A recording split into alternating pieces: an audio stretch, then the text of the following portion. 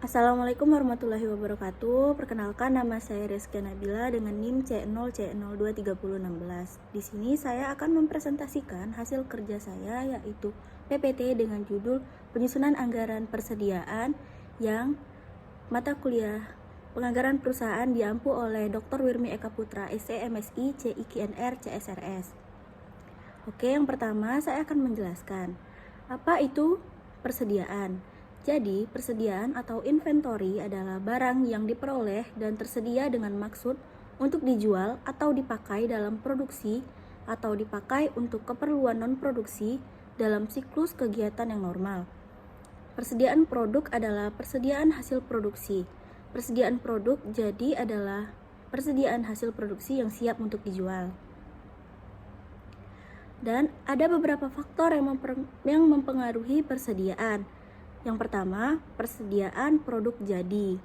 Besar kecilnya persediaan produk jadi minimal antara lain mempengaruhi beberapa faktor, yaitu sifat penyusunan jadwal produksi dengan pesanan ekstra, sifat persaingan industri, dan hubungan antara biaya penyimpangan di gudang dengan biaya kehabisan persediaan. Yang kedua, persediaan barang dagangan. Besar kecilnya barang dagangan minimal antara lain dipengaruhi faktor sifat persaingan dagang, hubungan antara biaya penyimpanan di gudang dengan biaya kehabisan persediaan, dan ketersediaan barang di penyalur.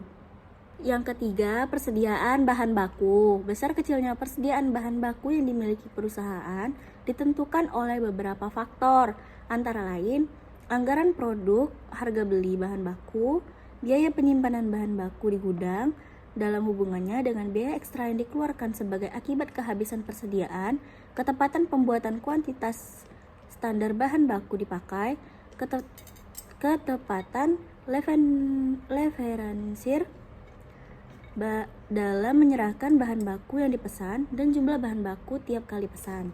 Yang keempat, kuantitas pesanan ekonomis. Kuantitas pesanan ekonomis adalah kuantitas barang yang dapat diperoleh dengan biaya yang minimal atau sering dimatakan sebagai jumlah belian yang optimal. Yang kelima, saat kembali pesan. Saat kembali pesan adalah saat harus memesan kembali bahan yang diperlukan, sehingga kedatangan barang yang dipesan tersebut tepat pada waktu persediaan di atas persediaan keamanan sama dengan 0. Terdapat juga tujuan dari anggaran. Nah, anggaran terdapat tujuan yang pertama digunakan sebagai landasan yuridis formal dalam memilih sumber dan investasi dana. Yang kedua, memberikan batasan atas jumlah dana yang dicari dan digunakan. Yang ketiga, merinci jenis sumber dana yang dicari maupun jenis investasi dana sehingga dapat memudahkan pengawasan. Yang keempat, merasionalkan sumber dan investasi dana agar dapat mencapai hasil yang maksimal. Yang kelima, menyempurnakan rencana yang telah disusun karena dengan anggaran lebih jelas dan nyata terlihat. Yang keenam, menampung dan menganalisis serta memutuskan setiap usulan yang berkait dengan keuangan. Terdapat juga manfaat dari anggaran persediaan.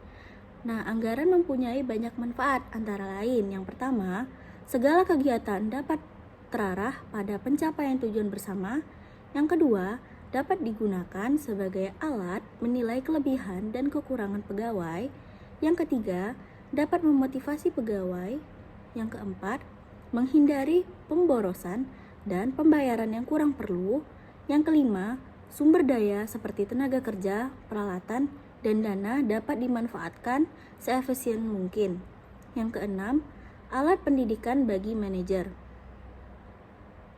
Terdapat kegunaan anggaran persediaan.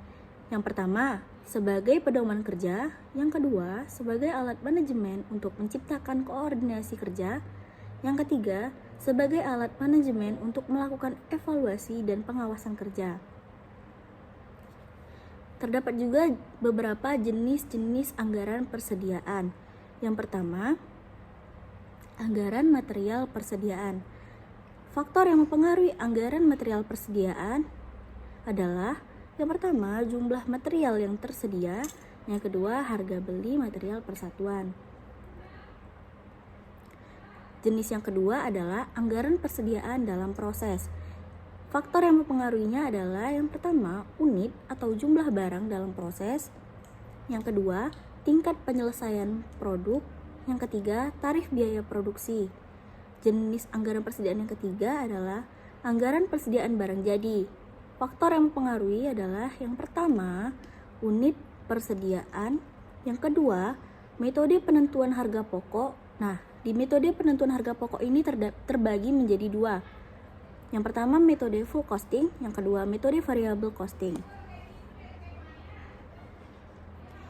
Biaya-biaya persediaan. Terdapat beberapa biaya dari persediaan. Yang pertama, biaya penyimpanan persediaan. Yang kedua, biaya pemesanan. Yang ketiga, biaya kehabisan bahan. Terdapat juga metode penilaian persediaan.